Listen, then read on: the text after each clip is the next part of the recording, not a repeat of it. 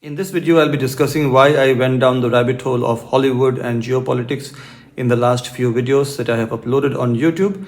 And this will mark a break from uploading videos for the foreseeable future for me. There is something quite urgent that I need to attend to.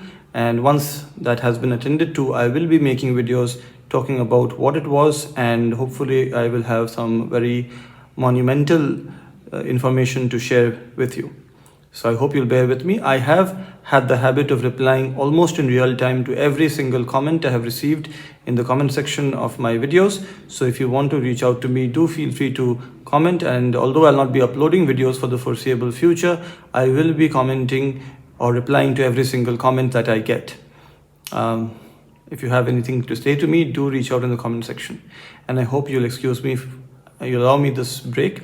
I've been uploading videos almost on a daily basis for almost about 11 months now. So I'll be away for some time for the foreseeable future.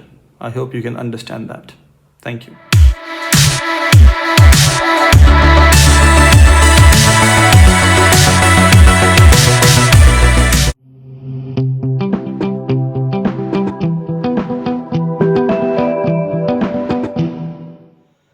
In a recent video, I talked about the Molotov-Ribbentrop Pact.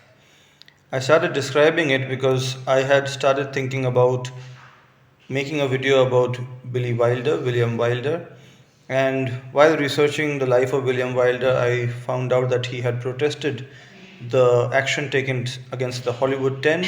So I ended up making a video about the Hollywood 10 and the larger Hollywood blacklist due to the threat of communist infiltration perceived rightly or wrongly by the American establishment. So I made a video about Hollywood discrimination instead of making a video on Billy Wilder. And while making a video on Hollywood blacklist, on the discrimination faced by the people in Hollywood who were perceived to be communist sympathizers or members of the Communist Party of the United States of America, I found out about the Molotov-Ribbentrop Pact, which had led to a decrease in the membership numbers in the Communist Party of USA. So I made a video on Molotov-Ribbentrop Pact. Now, what was the Molotov-Ribbentrop Pact? This was a pact of non-aggression between Nazi Germany and Communist Soviet Russia, that is, Union of Soviet Socialist Republics.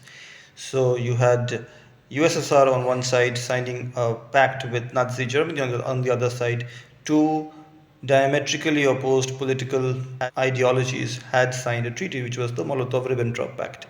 Now, the direct consequence of the Molotov-Ribbentrop Pact was the invasion of Finland by Soviet Russia or the USSR in the winter of 1939. I believe 30th November 1939 is when the invasion of Finland happened. In early 1940, in March of 1940, I think 105 days is the duration of the war.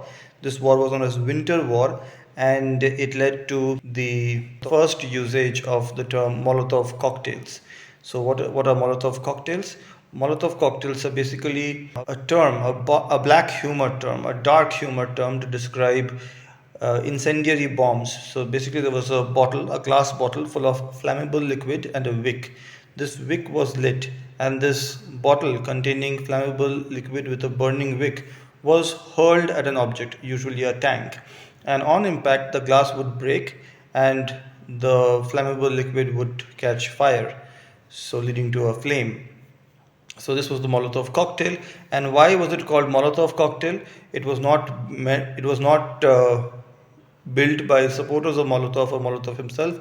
It was directed at Molotov by the Finnish resistance, the resistance fighters of Finland, because Molotov, who was then the foreign minister of the Soviet Union, he had described the cluster bombs that were dropped on Finland as food parcels, quote unquote, food parcels for the starving Finns. So since Soviet bombs were described as food parcels by Molotov, the resistance fighters of Finland decided to say that, okay, if these are food parcels, if these bombs that you are dropping, that the Russians are dropping on Finnish soil are food parcels, then you might as well have an accompanying cocktail with this food, which is our bombs, which are called Molotov cocktails. So Molotov's food parcels were accompanied by Molotov cocktails, food parcels were cluster bombs, and Molotov cocktails were handheld incendiary bombs which could be made at home. So that was the origin of the Molotov cocktail. And the Winter War, fought between Soviet Russia and Finland, ended with the Moscow Peace Treaty, where Finland did have to cede some of its territory, but Soviet Union failed to annex Finland completely. Although it did lead to the continuation war from 1941 to 1944, when Finland only found help from one other power which had the ability to, at least on paper, ability to fight against the might of the Soviet Union, which was Nazi Germany. So Finland joined hands with Nazi Germany and fought a continuation war against the Soviet Union between 1941 and 1944, and ended up losing more of its territory to the Soviet Union.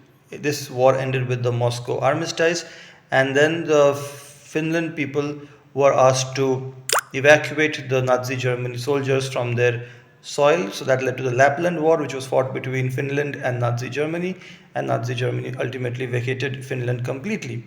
But in the aftermath of the Second World War, Finlandization, or Finland's policy of maintaining neutrality to preserve its sovereignty in matters related to the Cold War, came into being. So Finlandization basically refers to any situation where a smaller country maintains its sovereignty by not questioning the foreign policy of a larger, more powerful country in its immediate neighborhood. So during the Cold War, Finland never questioned the foreign policy or even the internal politics of the Soviet Union in lieu of maintaining its own system of government. Communism never really took hold in Finland, but Finland never opposed USSR during the Cold War. It was not part of the NATO, it was not part of the American bloc, and it was never explicitly part of the Soviet Union, but it never criticized the Soviet Union. So it was largely perceived to be an ally of the Soviet Union despite not having a communist form of government. So this is what Finlandization is, that is, you never criticize your more powerful neighbor, but in return of that you get to maintain your own independence, your own sovereignty. Now Finlandization is something which still exists. I'm quite certain that some people in Finland would find it quite offensive, but Finlandization, the term, is not just meant for Finland, the country, it is also meant for other smaller countries which preserve their sovereignty by kowtowing to the foreign policy states of more powerful, larger neighbors. So that was me going down the rabbit hole of geopolitics, and I hope you enjoyed watching this video. If you have any questions, if you noticed any mistakes, if you have any opinions of your own, feel free to share them in the comment section. Take care, bye bye, and as always, please don't forget to be awesome. In the meantime, if you do miss watching my videos, I would urge you to revisit my video on history of film. It has so much information that you'll never get all of it in one watch, so do watch tidbits of it. You'll find information about cinema from the continent of Africa, Senegalese cinema, Egyptian cinema, the continent of Australia, how Australia was one of the pioneers in the world of cinema, South American cinema, especially the political cinema, which is called third cinema, and of course European and North American cinema, as well as Asian cinema, especially Japanese, Hong Kong and Indian cinema.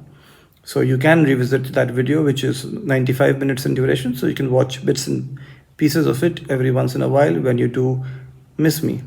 And I'll be back sooner than expected. And thank you for understanding and watching all of my videos. You mean a lot to me.